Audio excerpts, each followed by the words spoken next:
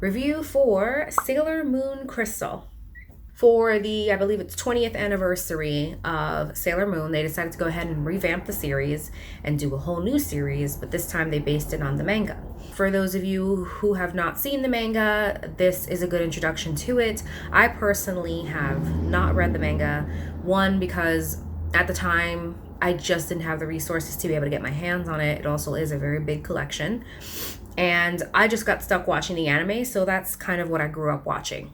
Sailor Moon was the first anime I ever saw. It inspired me to get into drawing. It inspired me to open up my creativity, and it got me into anime. For most people, that probably is the same story. This series is very near and dear to my heart for several of those reasons. But as I've gotten older and I've seen it with fresh eyes, adult eyes, there are a lot of things that I didn't realize I let go or that I didn't catch when I was younger. But there's a lot of flaws in this series, so I'm just gonna dive into it. Usagi as a character. From what I read originally, Sailor Venus was supposed to be the original Sailor Moon. However, for whatever reason, the creator decided to make Usagi instead and go with her as a character. Now, when you look at her as a character from the beginning, at first, when I was a child, I didn't notice how much of a crybaby she was and just how hard it is for her to get up and just do what she needs to do. She has a special purpose, you know, a mission, a destiny, and she's so put off by it and so standoffish that it's kind of hard to put her in that hero light, even after she develops and she gets into that sense of, okay, this is what I'm gonna do, I'm gonna do it, I'm not gonna let anybody blah blah blah, because you've seen her as a crybaby and you've seen her drag on. It's kind of hard for you to see her in this hero light. Also, she does a lot of things in the series that make you question whether or not she really is the right choice. Now obviously she is, because you know, you know her to be Neo Queen Serenity, and she grows up and she ends up becoming a thriving queen. But the series is very conflicted on showing her as a strong hero and then showing her as a girl who just wants to be in love. There's a very different standpoint for her. Most heroes that I'm familiar with have to sacrifice a lot, and usually do sacrifice a lot, and they're not ever able to save every single person that they care about. That's just something that comes with being a hero. For her, however, she's not able to move on. She's not able to do what she needs to do, and she's not able to stand up as a hero if something happens to one of her people or her love interest. And that to me doesn't sit well, because most heroes, as you've probably seen, stand up in adversity. They stand up no matter what. Anybody they've lost, anybody that's been a tragedy, you know, caught in the tragedies of the battle between good and evil, they still stand up no matter what and do what they have to do. But literally in the first season of this series, and this isn't going to be a spoiler, so if you don't want to be spoiled, just don't. You might want to just leave. I'll give you some time. Okay, so in the first season of the series, she kills herself because Indimiyun goes ahead and dies, and she just is like, well, I have no purpose, and so she kills herself. And I was just like, wow. It was hard for me to watch that, because I was just like, I idolized her. I wanted to be her. I really thought I was gonna grow up and be Sailor Moon. Like, that was something that I wanted. And to see my hero, my childhood hero, just, you know, kill herself despite her higher purpose and her duties, I'm not gonna lie, it was very traumatic, and it's something that I can't get over, obviously. And in the original cartoon, or in the original anime, she doesn't do this. So that's another thing. There's a lot of things that were kind of left out of her personality, and in the original, she kind of just has this great progression of taken off and being that hero. But in this one, you see her struggle so much to step into that role, and she's also a lot more whiny and a lot more, I can't do anything without him, I can't do anything without any of you, I need all of you, I need all your support, I need all your love. She is so whiny and needy. Fuck, man, you are fucking Sailor Moon, okay? Fuck. do anything. You have the legendary silver crystal. I mean, and you're telling me you just can't? You just can't if your love interest dies, or you can't if your Sailor Scouts die? First of all, that's kind of their purpose, to be honest. They've made it very clear that their purpose in life is to protect her, die for her, do whatever they have to do. Their path is to be expendable to her. But still knowing that knowledge, she still goes in there with the mindset of, I can't do this without any of them. I just won't survive without any of them, blah, blah, blah.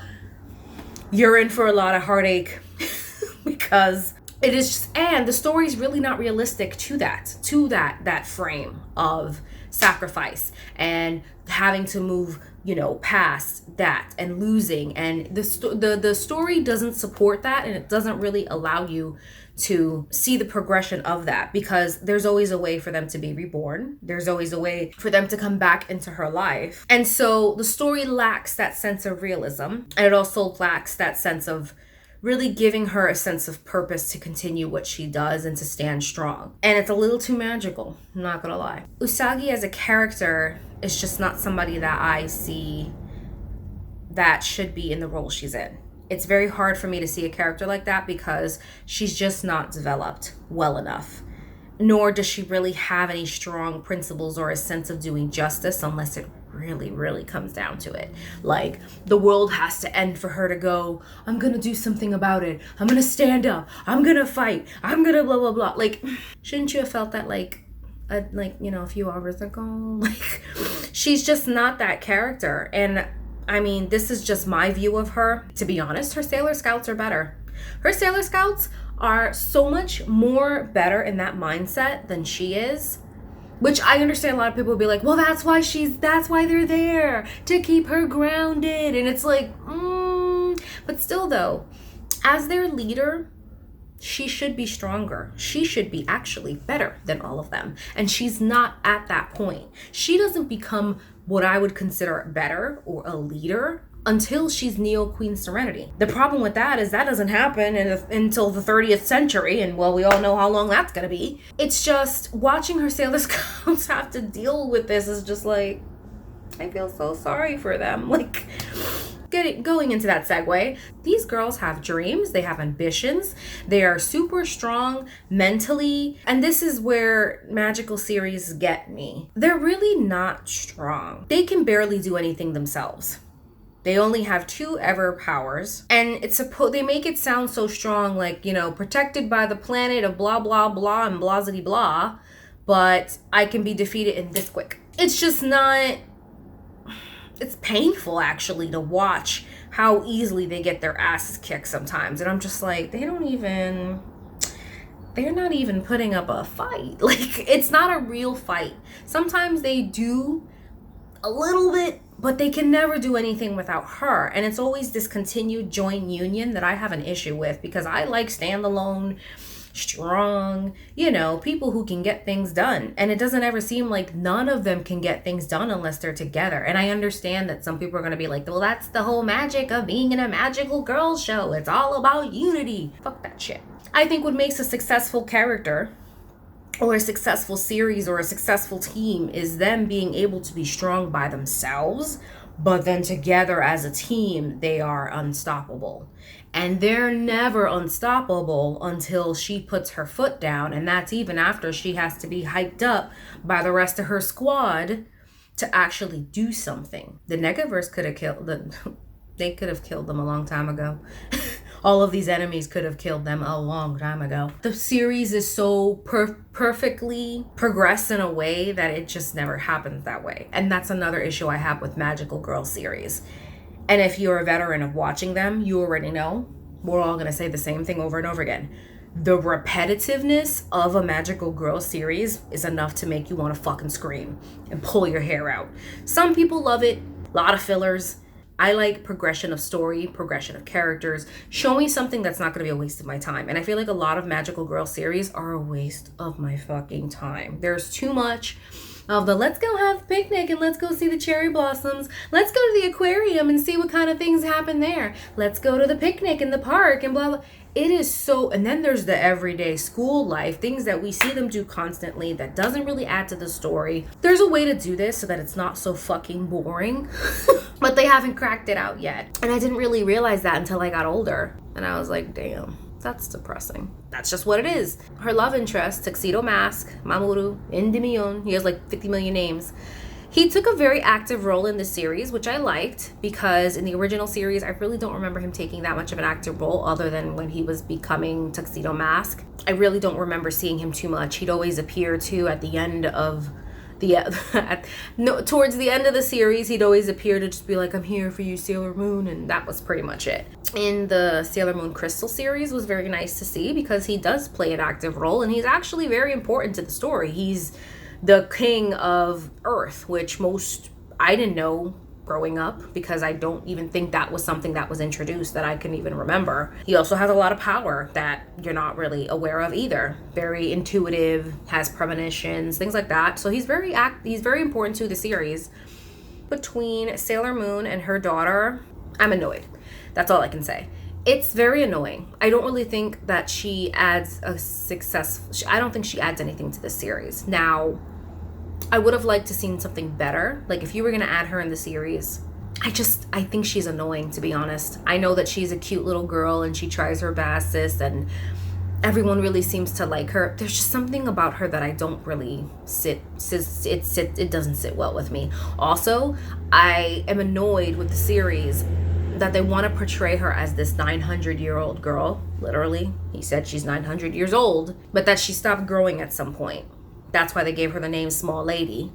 She acts like she's what, 10, 7, 8. So what is it that you're telling me? That she's 900 years old, but she has the mind of a 10-year-old?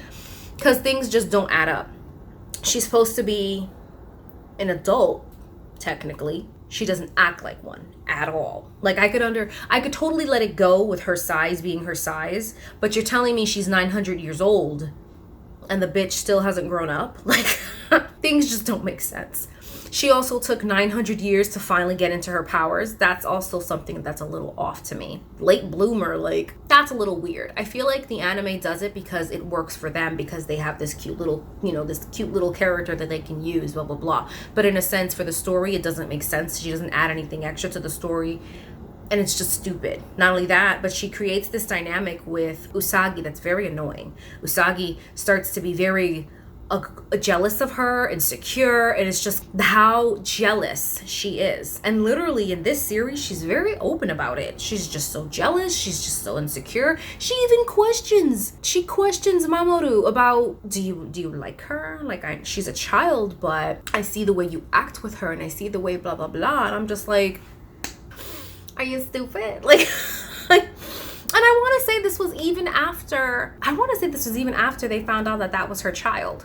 I think. I don't know. But it doesn't matter. It doesn't matter. You've been with him long enough. You haven't ever seen anything suspicious from him. And you're questioning him on whether or not he likes this child. Like that, like, and just the constant gratification she needs. The constant, I'm so insecure, blah, blah, blah. So do something about it. Like, what's wrong with you? I'm so insecure, so make me feel better? What? Like, oh, like it just, I can't express how upset that made me. Like, I couldn't sit there. I was sitting there like,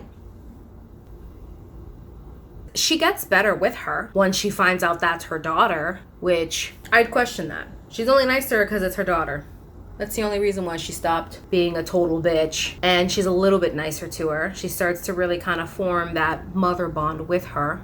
The damage is done. You can't go back. And she also seems to be very annoyed with, Mamoru taking up this role as her father. Once, he was very nice to her in the beginning and, felt a sense of protection towards her. But once he found out that was his daughter, he completely stepped up as a dad and was so good with her and protected her so well. And any person would have been like, not Usagi. Usagi was just like, you love her more than me? But oh my fucking God. Get a grip, girl. I just couldn't. It's just hard to watch. It really is. I'm sorry. I don't know anybody that could watch that and just be like, same girl, same. Like, no. It's not relatable at all. And if it is, you need to go see somebody about that. So the transition of, I want to say it's season 3. Season 3 is when you meet Uranus, Neptune, Pluto, all great characters. However, it always annoyed me with the way that they introduced these characters into the series. They come off in it's a shrouded mystery, and they're not sure who they really are. Uranus plays these stupid fucking mind games with Usagi. I don't know why. It's very annoying. But in the series, and I can't remember if she does this in the old series. In the Crystal series, she kisses her twice.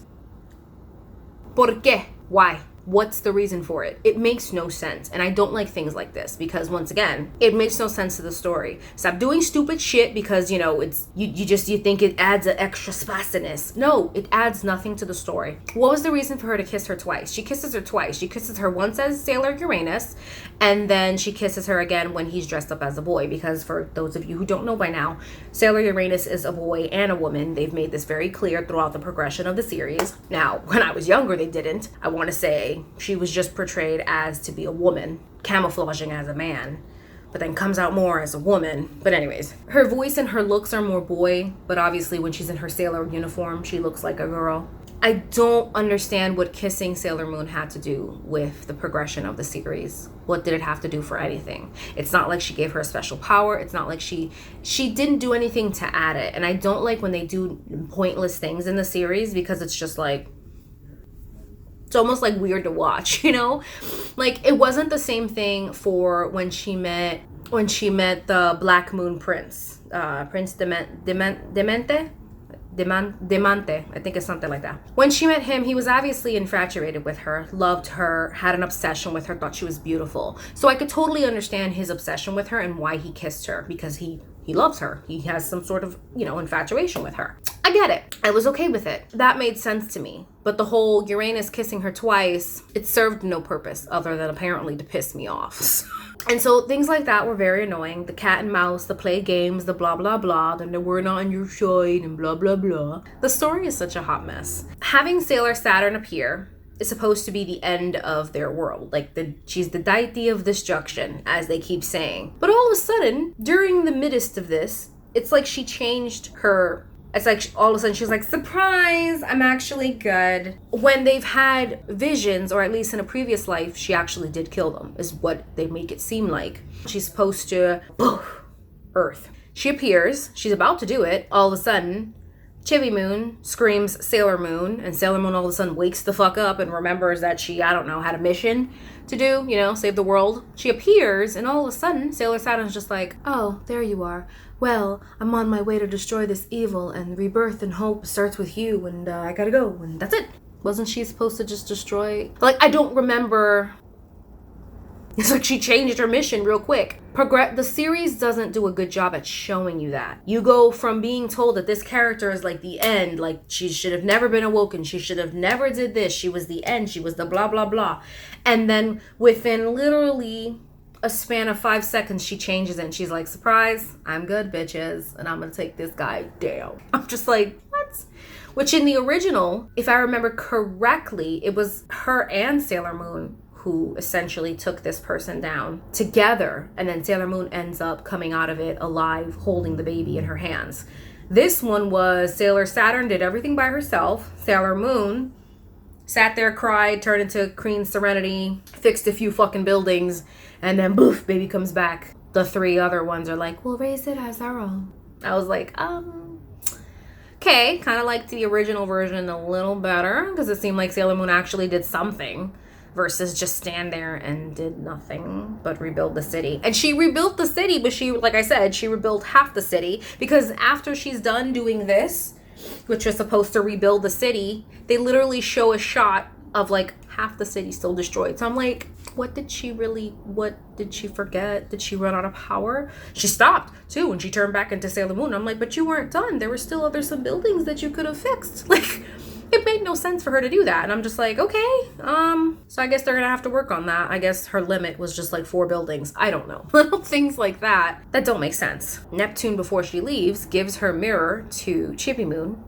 Here's a token that I'll be back. And I'm like, you just gave one of the 3 talismans to a little girl? Don't you need that? Isn't that important? I get the purpose of them was to summon Sailor Saturn, and since Sailor Saturn's a baby, I guess they don't need it, but it is a source of power for her. So for her to give up an item that easily, that's a great source of power to her, helps her protect the world. I'm just like, okay.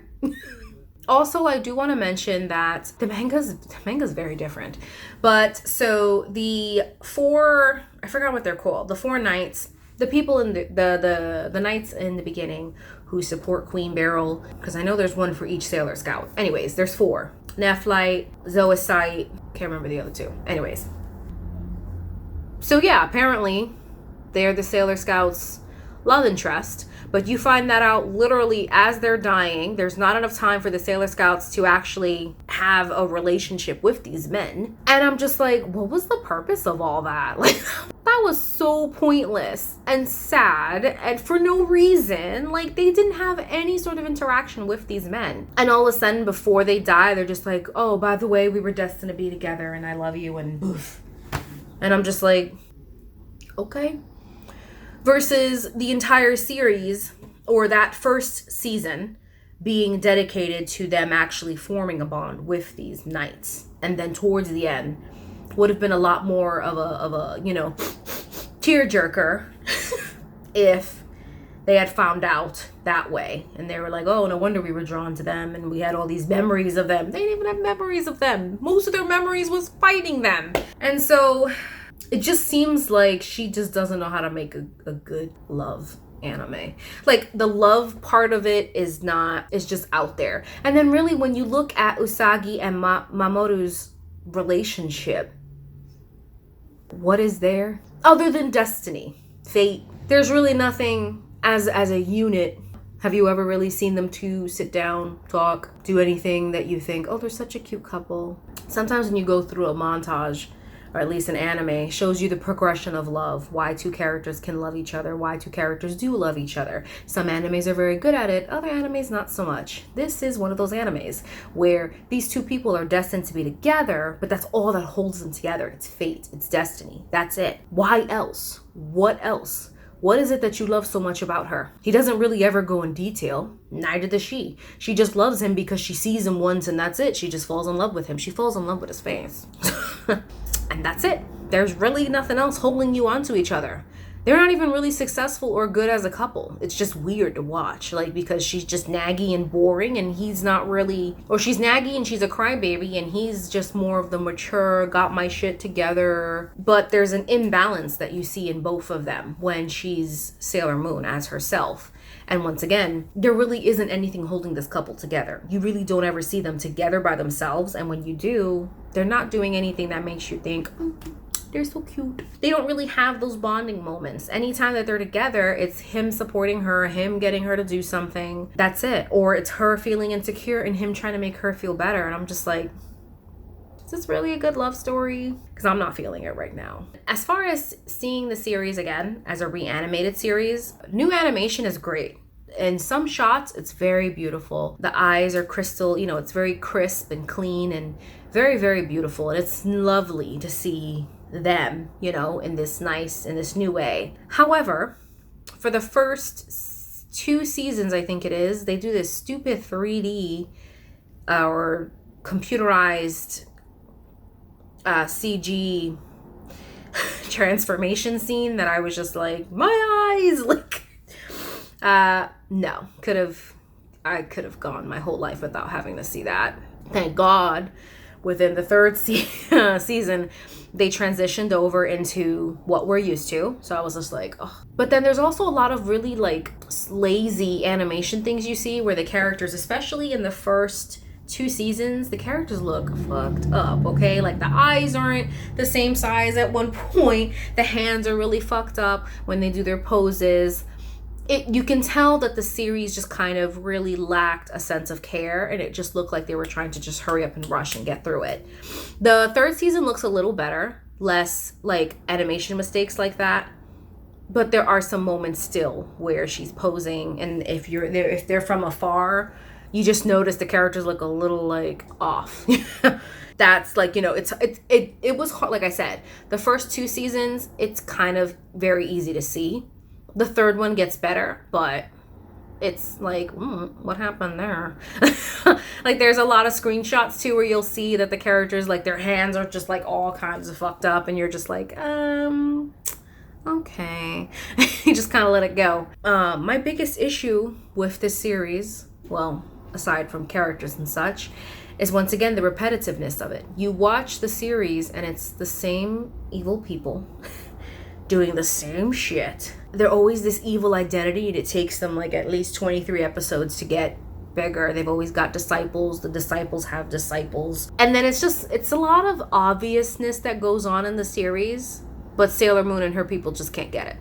Like for the 3rd season, the whole Mugenzu, I think it's called Mugenzu Academy, a random building that shows up out of nowhere, and you're just like, they never paid attention to it until season 3, and now all of a sudden we're all about this new magical school that's built up. It's things like this where I'm just like, come on. It's painfully obvious things are just being totally like, Oh, don't even get me started on when she first sees Tuxedo Mask and she can't put 2 and 2 together. Same thing for him. Sailor Moon doesn't know who the fuck Sailor Moon is, but the same fucking girl that he sees every single day with the same hairdo, because it's not like they changed their hair. I could totally get, I've seen series like this where a magical girl changes and she changes. And you know, so you're just like, oh, I don't know who she is. I understand, because she changed completely. Her hair changed, her eyes changed, her outfit changed, everything. But literally nothing changes. She has the same hair, same eye color, everything. Just her outfit changes. Him, it's even worse for him. He has a fucking little thing on his head, like a masquerade. It's a white plain band.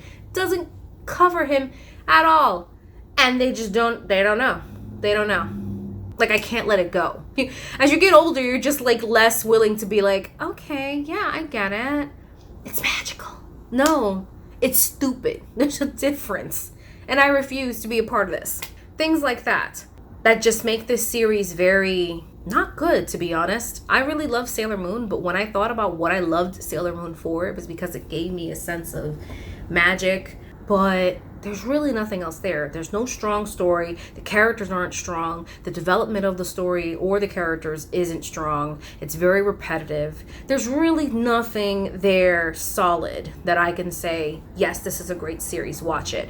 Magical Girl series have a horrible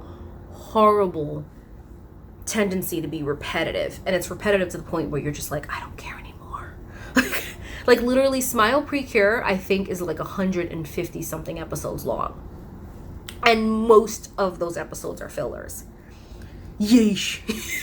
And I actually watched it. And for me, I'm all into story and development. And so sometimes wasting my time on series like this is just like, And I'm older now. I've got things to do. I've got a job. I've got things to do. I can't waste my time on 50 filler episodes and they're doing nothing substantial to move the story along. So, yeah. And I also like heroes that show kind of progression on their own. These characters really can't do anything unless they get a power-up. The whole Super Sailor Moon and all the other Sailor Scouts really don't receive that unless Queen Serenity gives it to them. And it seems like that's the only source of their powering up. It's not just a matter of becoming better and developing when you're ready and when you want it to happen. This is all just the hope of just praying and always at the end of a saga after they've done what they've needed to do, and it's not great. I'm very shocked. I'm sad with the series. And it just wasn't what I thought it was. And it's a shame because, like I said, this is the first anime I've ever seen. And I just had a different view of it when I was younger. And it's funny to come back as an adult now and just be like, what the fuck was I smoking when I absolutely fell in love with this anime? And unfortunately, that's the case here. So, yeah, very sad about it. It is what it is. I'll move on. I would never tell someone to not watch something because you may fall in love with it, you may like it for different reasons, and that's fine. I think bottom line is it is a series you should watch because, you know, it it gets you to understand the magic of what a magical girl is. And while the story and the development and things like that, those little nitpicky things, like I said, aren't really there, it still doesn't take away from the magic that is Sailor Moon. I mean, I'm wearing a fucking dress of Sailor Moon, so clearly I'm still a fan. It does still kind of make you smile. There are parts where I smiled a bit, and there are parts where I thought, you know, this is the Sailor Moon I remember. And those are moments that I'm like, okay, it's worth rewatching again for those moments. And it also makes you feel like a child, and that's something I think we all need a little bit more of. Thank you so much for watching this video, and I'll catch you guys on the next one. See ya.